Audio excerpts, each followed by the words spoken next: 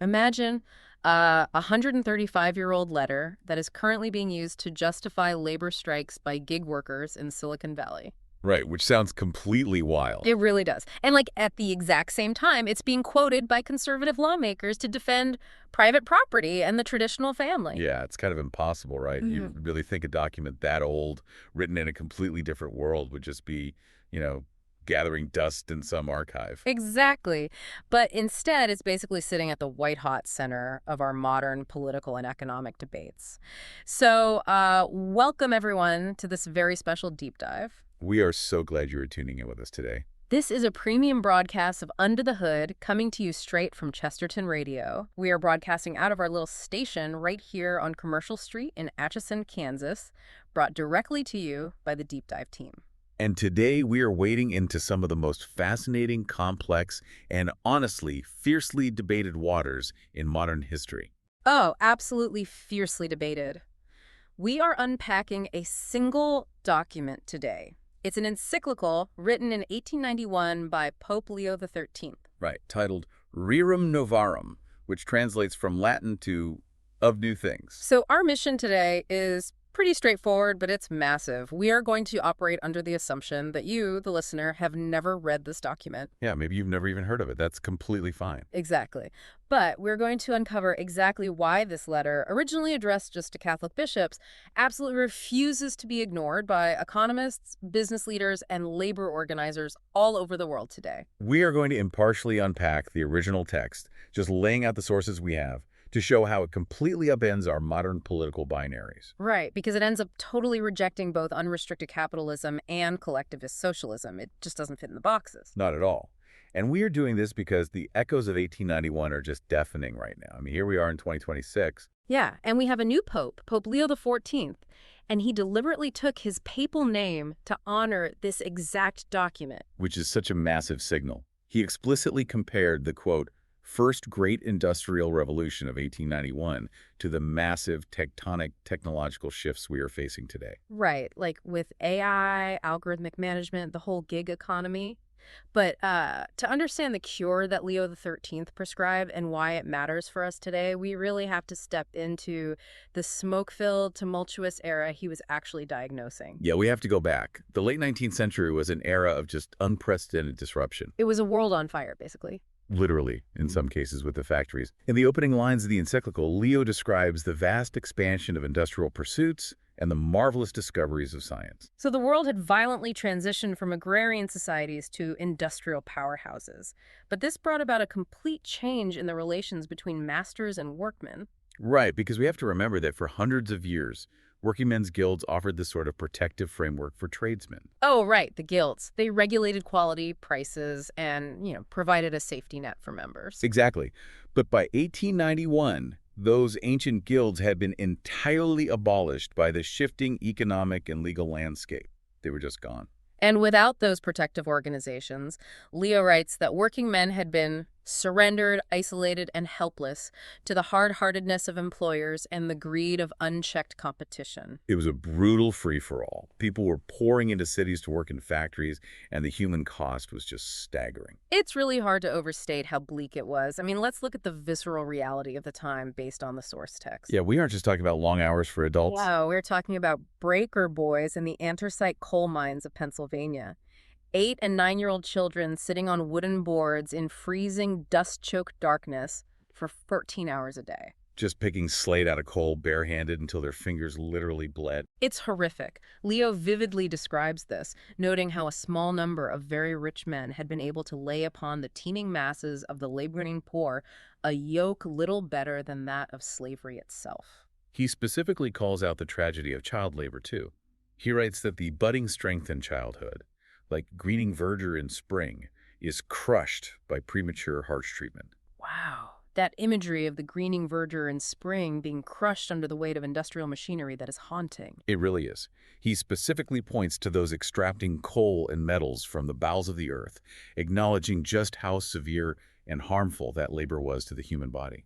So a dominant worldview had totally taken hold that reduced human beings to mere units of production, valued solely for their physical output. Basically, yeah. I was trying to think of an analogy for this, and It feels like the industrial worker of 1891 was viewed as nothing more than a disposable cog in a massive, unfeeling steam engine. That's a really good way to picture it.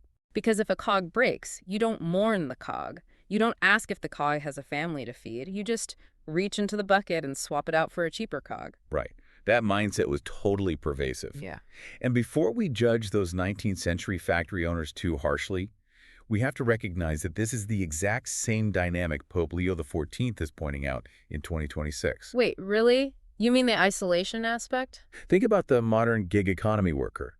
They are driving for a rideshare app or delivering food or, labeling data for an AI company. Right, sitting alone in their cars or at their computers. Exactly. They have no guild, they have no union, they are entirely isolated, managed not by a human boss they can reason with, but by a black box algorithm. Oh, wow. So if they don't hit their metrics, their account is just deactivated. Yep. They are the modern disposable cog, swapped out with a few lines of code. That parallel is chilling, and it really highlights why the context of 1891 matters so much today. The mechanism of isolation has changed from the factory floor to the smartphone screen, but the vulnerability of the worker remains identical. It's the exact same vulnerability. But hold on a second. If things were truly this dystopian back in the 1890s, like if children were being crushed in coal mines and workers were treated like disposable cogs, where was the government? That is the big question. Right. Wasn't the state stepping in to stop this? Why did it take a pope sitting in Rome to finally blow the whistle? Well, that brings us to the prevailing economic philosophy of the era, which was laissez-faire capitalism. Okay, so total free market. Completely. The state, in many cases, was intentionally not stepping in because the absolute dogma of the day was that any government interference in the free market was inherently destructive. I see. So the market was viewed as a natural force, like gravity. And you don't legislate gravity. Exactly. So the government's hands-off approach wasn't just incompetence or laziness. It was a deeply held ideological belief. It was a feature of the system, not a bug. Precisely. Yeah. Furthermore, when the state did act, it almost exclusively acted to protect capital and property. Of course. So if workers, pushed to the absolute brink of starvation, tried to organize or strike to demand better conditions like the famous London dock strike of 1889, the state would frequently send in police or military forces to break up the protests. Justifying it by citing the need to maintain public order and protect private enterprise, I bet. You guessed it. But how did they justify the horrific wages and hours on an individual level? I mean, they couldn't just say, we like that you're starving. There had to be a legal rationale for it. Right, there was. Uh-huh. The ultimate justification was the concept of the free contract. The free contract, how did that work? The argument was simple. An employer offers a specific wage for specific hours. The adult worker freely chooses to sign that contract. Therefore, the transaction is perfectly just. Oh, I see. And because of that, the state has no right to interfere in a private agreement between two consenting adults. Well, on paper, that sounds entirely reasonable. Like, if two people agree to a deal, the deal is fair, right? That was the logic. But Leo XIII saw right through this legal fiction to the profound power imbalance underneath it. Because the worker wasn't really free. Exactly. He recognized that if one party is quite literally starving, the contract is not free. If your only two options are to accept a poverty wage in a dangerous factory or watch your children die of malnutrition, your consent is coerced by desperation. Because survival is literally on the line. Right. Leo states that to view this as a free agreement is a devastating illusion. Wow. And this realization is what propelled him to step into the fray, I assume. It was. Society was practically tearing itself apart trying to find a solution to this misery, and two dominant ideologies had emerged. Okay, so what did Leo do? Well, Leo looked at both the ruling capitalist system and the revolutionary socialist alternative, and he declared that both contained fatal, civilization-destroying errors. Let's start with his critique of the system that was currently in power then. Unrestricted capitalism. I feel like a lot of people today assume a pope from the 1890s would just bless the wealthy establishment. Far from it, actually. Leo's condemnation of unrestricted capitalism is blistering. Really? What does he say? He attacks an economic model that treats men as things for gain and values them solely for their muscle and energy. He explicitly states that to misuse human beings in this way is shameful and inhuman. That is strong language for a pope. He doesn't pull his punches against the financial class either. He calls out rapacious usury, and the cruelty of grasping speculators who prioritize profit margins over human lives. So just reading that part, you would think Leo was a socialist. I mean, if capitalism is systematically crushing the poor and socialism is promising to overthrow that system and redistribute the wealth, why didn't he just throw the weight of the church behind the socialist movement? Because Leo methodically dissects the socialist argument too, and he concludes that it would ultimately destroy the very people it claims to champion. Oh, interesting. How so? Well, the socialist remedy at the time was straightforward. Abolish private property. Transfer all individual ownership to the state or the community and administer it for the equal benefit of all. Which sounds like a clean solution to extreme inequality. Why does Leo say that actually hurts the poor? Leo argues that the primary reason any person engages in grueling, remunerative labor is to obtain property and hold it as their own. Okay, I'm following. Think about a factory worker who lives sparingly, saves every penny he can, and eventually uses those savings to buy a small plot of land or a modest home. That land is essentially just his wages in another form. Right. So by abolishing private property, the state isn't just taking land from the rich. They're stripping the worker of the ability to convert their sweat into security. Exactly. They're robbing the worker first. By declaring that no one can own private property, the state deprives the worker of the liberty to dispose of his wages as he sees fit. It strips away the hope and possibility of increasing their resources and bettering their own condition in life. Furthermore, Leo argues that the socialist solution fundamentally distorts the functions of the state. It invites the government to intrude into the deepest, most private spheres of human life, opening the door to mutual envy and dissension. Sounds like a recipe for disaster. He states unequivocally that the socialist dream of equality would actually result in uniform wretchedness and meanness for one and all without distinction. So everyone is equally miserable. You know, I was trying to visualize these two extremes, and it reminds me of a sinking ship. A sinking ship. I like where this is going. So unrestricted capitalism is the wealthy passenger in first class, looking down at the flooded lower decks where people are drowning, sipping a cocktail and saying, well, the water hasn't reached my cabin yet, so the ship is structurally sound. The free market will sort the water out. A chillingly accurate representation of the laissez-faire attitude. They completely ignore the structural failure because it isn't hurting them personally yet. But then socialism is the revolutionary passenger in steerage who looks at the injustice of the first-class passengers staying dry, grabs an axe, and decides the only fair solution is to chop a massive hole in the hull so the entire ship goes down and everyone drowns equally. That is brilliant. It destroys the entire structure of the ship just to punish the abuses at the top. Right. It just seemed like a good way to picture it. But this is where I get a bit confused by Leo's strategy. What do you mean? Well, if he completely rejects the ruling capitalist system on the right, and he utterly rejects the revolutionary socialist alternative on the left, isn't he just sitting on the fence? Like, is he actually offering a functional alternative, or is he just a critic throwing rocks at both sides from the safety of the Vatican? No, he's not fence-sitting at all. He is executing a complete paradigm shift. He is stepping entirely outside the state versus market binary that dominated the 19th century and, frankly, still traps our political discourse today. Okay, so what is his framework then? He introduces a framework based not on economic efficiency or state control, but on human nature and natural law. What does that actually mean in practice, though? It means he starts with the smallest, most fundamental building blocks of civilization. Yeah. The individual human person and the family. Right. Skipping the government entirely at first. Yes. Any economic or political system must serve and protect those units, not exploit them or absorb them. To build this alternative vision, Leo has to start with a rock-solid philosophical defense of private property. And he roots this defense in the philosophy of Thomas Aquinas, right? He does. He points out a fundamental distinction between human beings and animals. Animals are driven by immediate instinct, self-preservation, finding food for the day, reproduction. Right, they just react to their environment. They use what is immediately in front of them to survive in the present moment. They do not plan for the winter of 5 years from now. But humans have reason. We can comprehend the passage of time. Yes. Because man can link the future with the present, he understands that his needs are not just for today, but will recur tomorrow, next month, and into his old age. That makes total sense. Therefore, natural law dictates that man must have a stable and permanent source of support to plan for that future. And that stable source, Leo argues, is the earth and its fruits. Because we have foresight, we must have the right to own things permanently to secure our survival. There's another philosophical point in the text here that I found incredibly profound. It's this concept of the impress of personality. Can we dig into that? Oh, absolutely. This is arguably one of the most beautiful ideas in the entire encyclical. It really struck me. Leo argues that when a human being expends their mental energy and bodily strength on the natural world, imagine a farmer clearing a wild, rocky field, tilling the soil, planting seeds, and cultivating a crop. They actually change the fundamental nature of that physical space. They transform raw wilderness into something fruitful and ordered.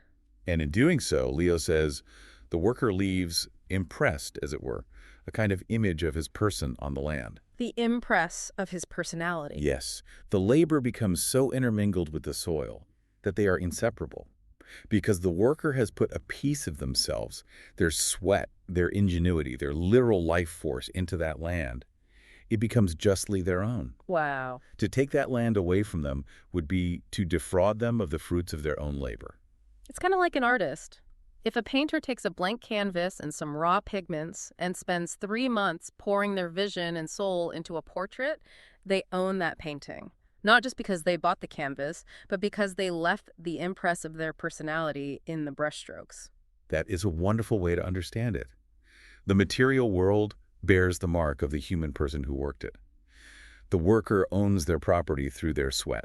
Which makes me think about our modern context again, because, in 2026, we are increasingly moving away from ownership. We really are. The gig economy is huge. We rent our software subscriptions, we stream our music, we build audiences on social media platforms owned by massive tech conglomerates.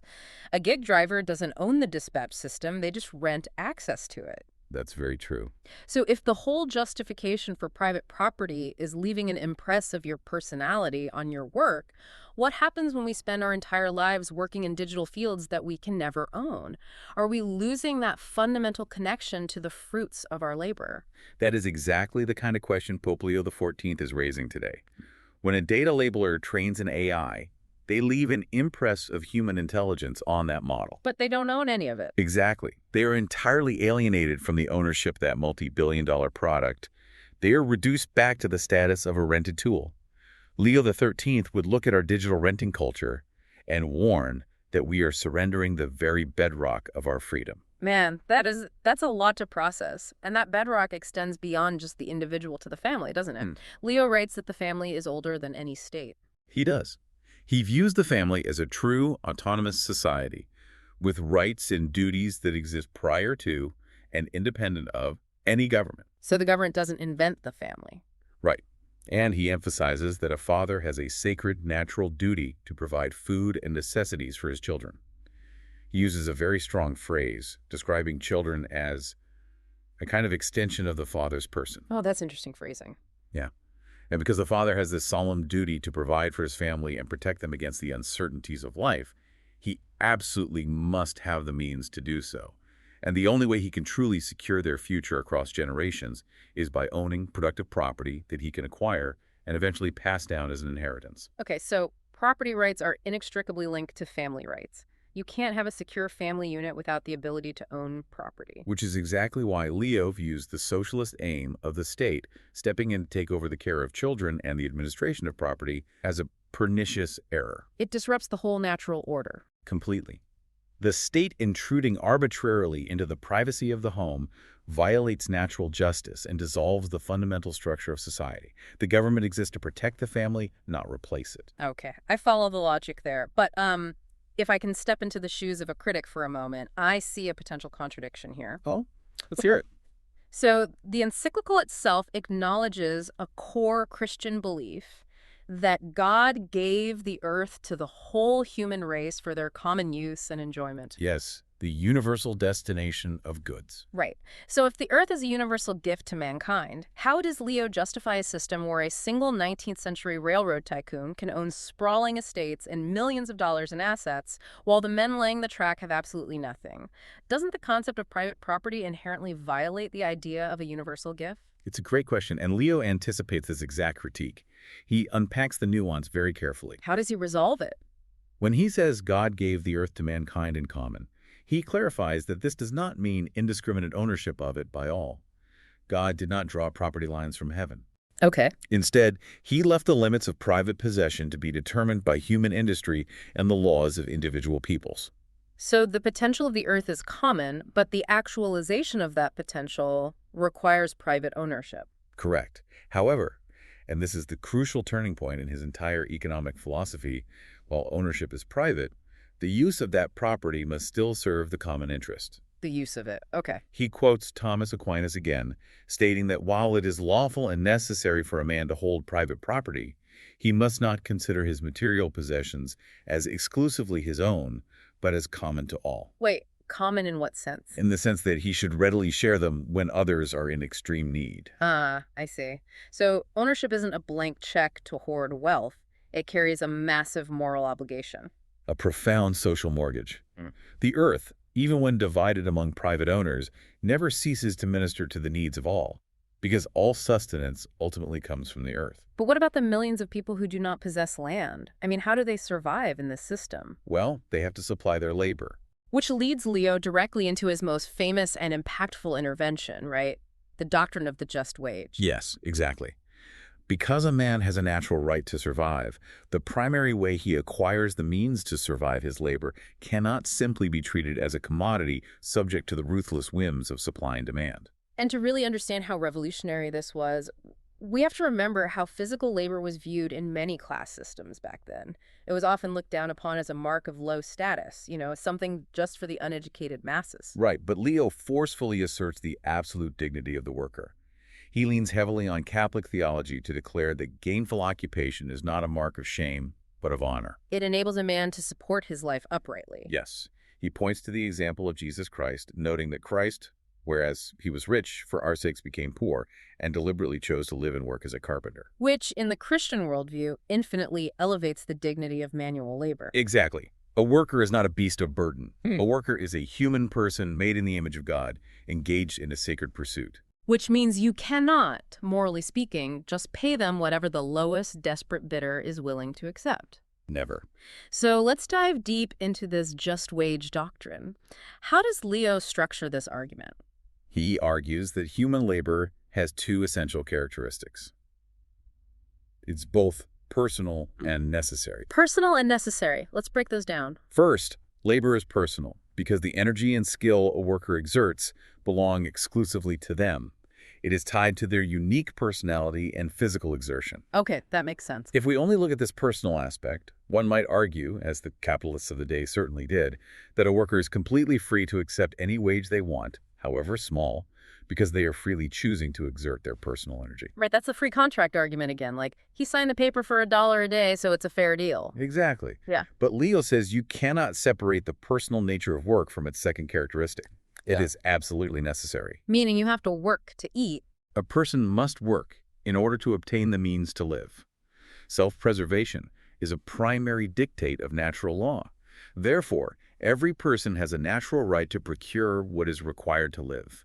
And for the poor, the only way to procure that is through their labor. Because you literally have to work to stay alive, your ability to negotiate is inherently compromised. This is how Leo shatters the illusion of free consent in an unregulated labor market.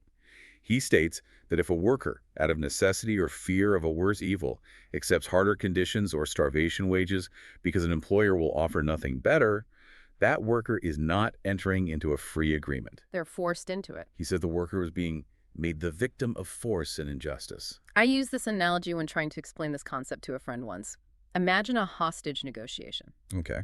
If a kidnapper holds a gun to someone's head, slides a contract across the table, and the hostage signs it, no court in the civilized world would uphold that contract. They would immediately rule that it was signed under extreme duress. Right. Any judge would throw that out. So for the industrial worker in 1891, starvation is the gun to the head. Signing a contract to work 14 hours a day in a textile mill for pennies isn't a free agreement. It's a desperate act of survival under duress. That is an incredibly powerful way to frame Leo's argument. And we see this exact dynamic playing out in the 2026 gig economy. How so? Imagine a delivery driver looking at their app. The algorithm suddenly drops the base pay for a delivery from $5 to $2. Just unilaterally drops it. The driver knows $2 doesn't even cover the gas and wear and tear on their car, but their rent is due tomorrow. They click accept. Because they have no choice. The tech company logs that as a free market transaction. The driver accepted the contract. But Leo XIII would look at that algorithm and call it coercion by necessity. Wow. And because of this inherent duress, Leo concludes that there is a dictate of natural justice that sits above any bargain between a worker and an employer. Namely, that wages must be sufficient to support a frugal and well-behaved wage earner. It has to be enough to actually live on, not just barely survive to work another day, but live with dignity, support a family, and save a little property. This idea sent shockwaves through the intellectual world, frankly. It really directly inspired a whole generation of thinkers, didn't it? It did. For example, American Catholic theologian and economist Father John A. Ryan took this specific principle from Rerum Novarum and in 1906 published a groundbreaking book called A Living Wage. Oh, he coined the term. He essentially coined the term that we still use in political debates worldwide today. The modern concept that a minimum wage must be a living wage traces its intellectual roots directly back to this encyclical. But let's look at this from the perspective of an employer, either in 1891 or today. I mean, how could Leo realistically expect this to work on a macroeconomic scale? What's the concern? If an employer is forced to pay a just wage to every single employee, regardless of what the free market dictates the labor is actually worth, doesn't that risk bankrupting the business? What if the profit margins just aren't there? Isn't Leo trying to dictate economics without understanding how a basic balance sheet works? Leo is entirely aware of how balance sheets work, but he is insisting on a hierarchy of values. He is insisting that morality must sit above economics. Above economics. Yeah. He is fundamentally rejecting the premise that a business model has an inherent right to exist if it relies on the exploitation and starvation of its workforce. Oh, wow. So if you can't pay a living wage, you shouldn't be in business. If a factory or a modern tech platform can only turn a profit by paying wages that leave its workers living in squalor or relying on government food stamps to survive, then that business model is structurally unjust. The economy exists to serve the human person. The human person does not exist to serve the economy. So the right of a worker to a dignified life unconditionally trumps the right of an employer to turn a massive profit. Leo warns employers that to exercise pressure upon the indigent and destitute for the sake of gain is condemned by all laws, human and divine. He doesn't mince words. He uses incredibly strong, almost prophetic language, stating that to defraud anyone of the wage due to them is a great crime that calls down avenging wrath from heaven.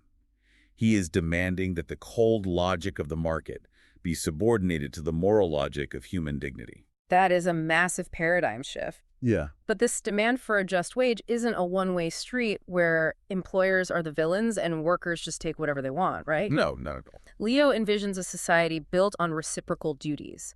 He firmly rejects the Marxist idea that class warfare is a historical inevitability. Right, because Marxism posited that the bourgeoisie and the proletariat were locked in an inescapable bloody conflict, that capital and labor were natural mortal enemies. And Leo completely rejects this premise. He calls it a capital evil to assume that one class is naturally hostile to another. He uses the metaphor of the symmetry of the human body to explain this. Just as the different limbs and organs of the human body must harmonize with one another to function and create a balanced, healthy organism, nature has ordained that the classes in society should dwell in harmony. Makes sense. He writes, capital cannot do without labor, nor labor without capital. They are mutually dependent. It's like walking. Capital and labor are like the left and right legs of a person. If the left leg decides it hates the right leg and starts trying to kick it while walking, the person isn't going to make any progress. They're just going to fall flat on their face. That's a great image. A civilization cannot move forward if its fundamental economic components are actively trying to destroy each other. Exactly. And to maintain this balance and avoid falling flat on our collective faces, both sides must adhere to strict reciprocal duties.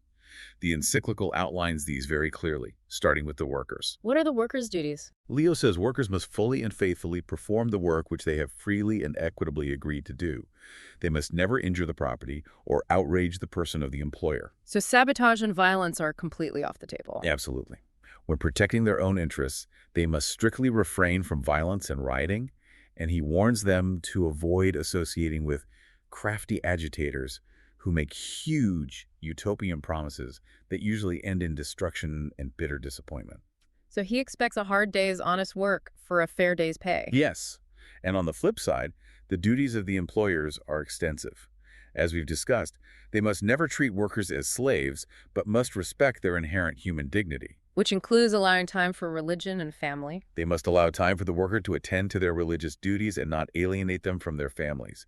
They must not impose work that is beyond a person's physical strength or unsuited to their age or sex, which is a direct and forceful condemnation of the child labor practices of the time. And, of course, they must pay the fair wage. Right. And there's a really important subtle distinction Leo makes here regarding the wealth of employers, specifically regarding charity versus justice. Oh, this is fascinating, because you can easily imagine an 1891 factory owner saying, well, yes, I pay my workers pennies, but on Christmas, I buy a turkey for all the poor families in my town. I'm doing my Christian duty. I am a charitable man. Exactly. How does Leo respond to that kind of moral loophole? He closes it completely. Leo makes a razor-sharp distinction, quoting Pope Gregory the Great.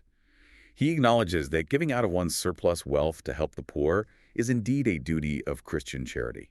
It is a moral imperative. Okay, so charity is good. However, paying a worker what they are actually owed for their labor is not an act of charity. It is a strict duty of justice. Ah, you cannot substitute charity for justice. You cannot systematically underpay your workers all year, forcing them to live in poverty, and then claim to be a righteous philanthropist because you toss a few coins in the poor box or fund a local library. Right. Justice demands that you pay the fair wage first. Charity begins only out of the surplus that is rightfully yours after justice has been satisfied. That cuts right to the bone of a lot of modern corporate philanthropy, doesn't it? It really does. But here is where we have to look at the practical application of all this.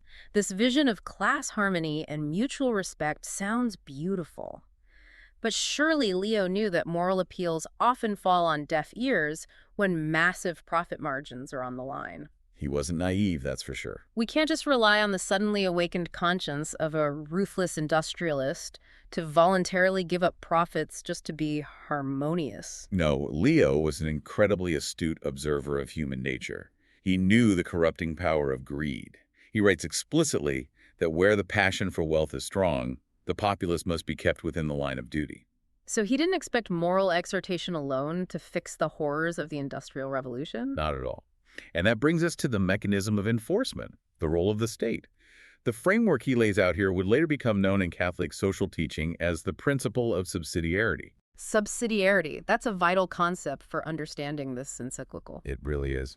It essentially dictates that societal issues should be handled by the smallest, lowest, or least centralized competent authority. The state shouldn't step in to micromanage every family dispute or every local town council decision. Right. However, the state's entire reason for existing is the protection of the public welfare. So when does the government get off the sidelines and actually intervene in the economy? Leo says the public authority must step in when the common good, or a particular class, suffers an injury or is threatened by a harm that cannot be prevented in any other way. Like when things get completely out of hand. If families are breaking down due to poverty, if religion and morality are being suppressed by exhaustion, if factory conditions are degrading human dignity, or if health is endangered by excessive labor, then the full power and authority of the law must be employed to stop it. I think of the state in this context like a referee in a professional wrestling match. I love these analogies. The referee doesn't wrestle the match for the participants. He lets them grapple. He lets the match play out organically. But the second one, wrestler pulls a weapon or uses an illegal chokehold that could permanently maim the other guy. The referee blows the whistle and steps in physically to break it up. Right, because the rules are being fundamentally broken. The state sets the boundaries of justice and steps in only when the natural balance of power is criminally abused. That is an excellent way to visualize it. And Leo places a very specific focus on exactly who the state referee should be protecting. He introduces what would later be called the preferential option for the poor. The preferential option for the poor. Why the poor specifically? Doesn't the state protect everyone equally? He argues that in protecting rights, the state must give special consideration to the weak and the impoverished. Why? Because, as he notes, the rich are well guarded by their own defenses. Oh, sure, they have resources. Think about a wealthy industrialist in 1891 or a tech billionaire today. They have armies of lawyers, they have immense capital, they have lobbying influence, they have personal security. They stand in far less need of direct governmental protection. But the suffering multitude, as Leo calls them, have no resources of their own to fall back on. Exactly. If a penniless worker is defrauded of his wages, He can't hire a legal team to sue the factory owner. Therefore, the poor are relying entirely on the protection of the state. Wage earners must be included under the state's special care and foresight. The state must be the great equalizer in the face of massive power imbalances. And he gets very specific about what kind of targeted laws the state should enact. Like what? What did he suggest? He talks about preventing strikes, not by sending in the cavalry to arrest the strikers, but by removing the root causes the unjust burdens and extreme hours that drive workers to strike in the first place. Fix the problem, don't just punish the reaction. Right. He also puts a huge emphasis on mandating Sunday rest, so the human spirit is not dulled by endless, unbroken toil. A human being is not a machine that can be run 24/7. Man, this must have caused absolute political whiplash at the time. Oh, it really did. First, he vehemently defends private property against the socialists, which must have made the capitalists cheer. But then he turns around and tells the government they have a moral mandate to heavily regulate hours, mandate living wages, ban child labor, and show a preferential legal bias toward the poor. It was a shock to the system. How did the political factions of 1891 react to a document that utterly refused to fit into their left-right boxes? The reaction was intense, polarized, and often highly confused. Champions of laissez-faire capitalism were appalled that the Pope was inviting government regulation and labor rights into the sacred, untouchable sphere of free enterprise. They must have felt betrayed. Conversely, many revolutionary socialists were infuriated by his absolute natural law defense of private property and his rejection of class warfare. So nobody was entirely happy. Do we have specific examples of people reacting? We actually have historical records of direct responses to the Encyclical. Henry George, a very prominent American political economist known for his theories on land value tax, wrote a lengthy open letter directly responding to Leo, debating his views on land ownership and the origins of poverty. Oh, wow. And on the other side? On the other side of the spectrum, socialist thinkers like Robert Blatchford in England wrote fiery pamphlets criticizing the Encyclical, arguing that Leo was foolishly trying to apply moral bandages to a capitalist system that was inherently and irredeemably evil. It baffled anyone who viewed the world strictly through a binary political lens. Exactly. But Leo wasn't naive enough to think the state could or should micromanage every factory floor or arbitrate every single wage dispute. Right, because of subsidiarity. If the government is the referee, the workers still need a way to defend themselves on the mat without constantly crying out to the referee. And that's where he introduces his defense of grassroots labor associations or unions. Leo understood that the individual worker, acting alone, is profoundly weak against a powerful, wealthy employer. So, he provides a robust philosophical defense of working men's unions, rooting the right to associate in human nature itself. It is a natural human impulse to call for aid and bind together when you are weak. He quotes scripture here from Ecclesiastes. It is better that two should be together than one, for they have the advantage of their society. If one fall, he shall be supported by the other. He argues that just as humans naturally form civil society for the common good of the nation, they naturally form lesser private societies like unions, guilds, or mutual aid societies for their mutual private advantage. And because entering into these associations is a fundamental natural right, the state cannot simply forbid them or legislate them out of existence. The state exists to protect natural rights, not crush them. Exactly. The classic analogy for collective bargaining is a bundle of sticks. You take one stick representing a single, isolated worker, and you can snap it over your knee with almost no effort. It's completely fragile. But you take 50 sticks. Right, you take 50 sticks and you tie them tightly together into a bundle representing a labor union, and you can put immense crushing pressure on that bundle and it will not break. The structural strength is found entirely in the association. That's a perfect way to describe it. Leo outlines the specific practical purposes these unions should serve. Helping members continuously better their conditions, arranging for a steady supply of work, and creating communal funds to help members in cases of sickness, industrial accidents, or old age. They are mechanisms for mutual support, financial security, and collective self-defense. And he issues a very stern warning to the state regarding these unions. He says the state must protect the right to associate, but it must absolutely not thrust itself into their peculiar concerns and their organization. He doesn't want the state running the unions. He uses a brilliant phrase, warning that things live and move by their own inspiring spirit and may be killed by the rough grasp of a hand from without. Subsidiarity strikes again. He is guarding against the state, co-opting these private grassroots organizations and turning them into arms of the government. Exactly. But let me make sure we have the historical context right here. There were already labor unions operating in 1891, but many of them were highly radicalized. Yes, very much so. Some were deeply influenced by Marxist thought, advocating for violent revolution, and some operated basically as secret societies. Did Leo support all unions unconditionally, or did he have a specific vision for what a labor organization should actually be? That is a vital distinction. Leo did not offer a blanket endorsement of every union that existed.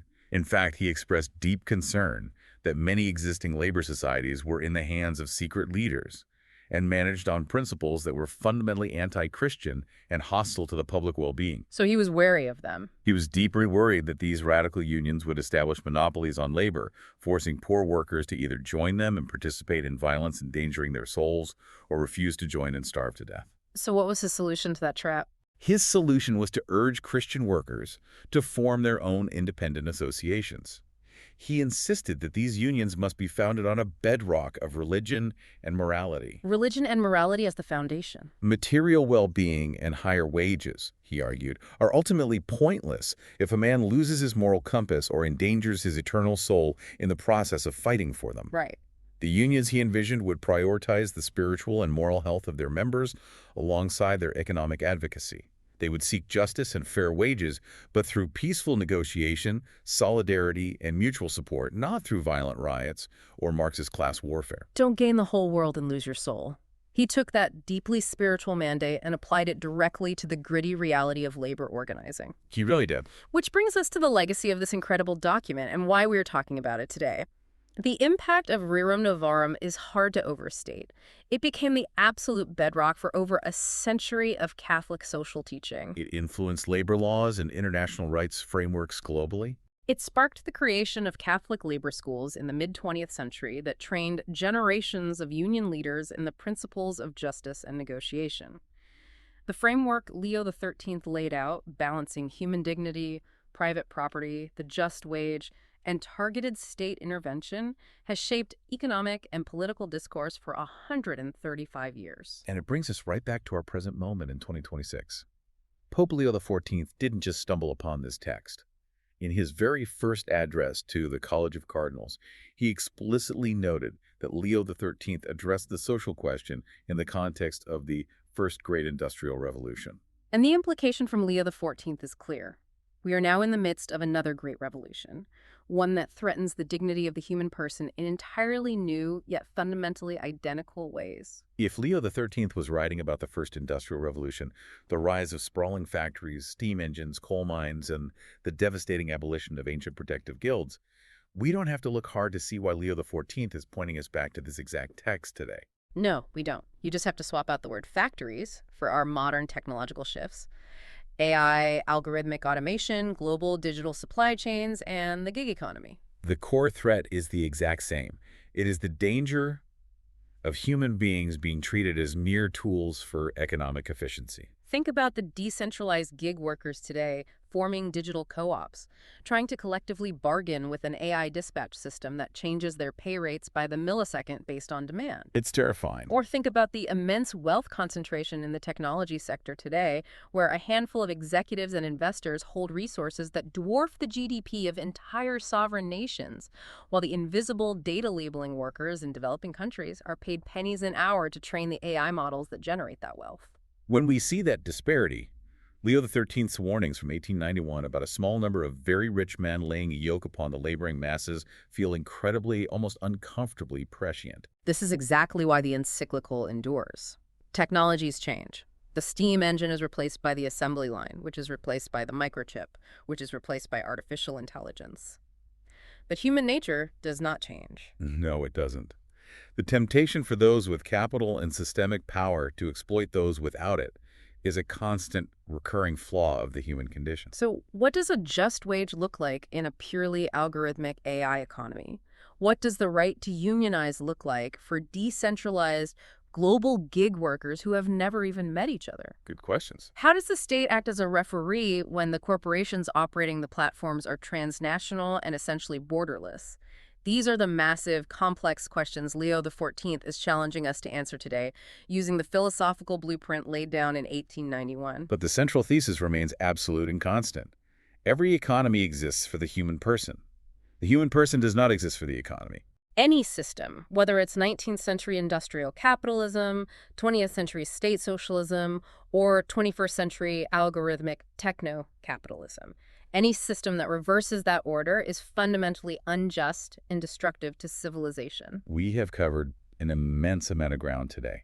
We've seen how a 135-year-old document challenged the prevailing ideologies of its day and our day by refusing to compromise on the dignity of the human person. It utterly rejected the laissez-faire dismissal of the poor, and it equally rejected the socialist destruction of private property and the family. It offered a vision of society where capital and labor are not enemies, but partners bound by mutual duties of justice and charity, where the state protects the weak but doesn't absorb the family, where workers have the right to associate and demand a wage that allows them to live with dignity.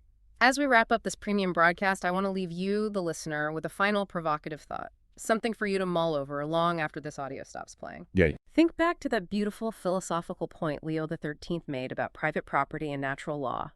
He argued that when you work the land, you leave the impress of your personality upon it. Your labor intermingles with the material, you transform it, and that is what makes it justly yours. The impress of your personality. Right.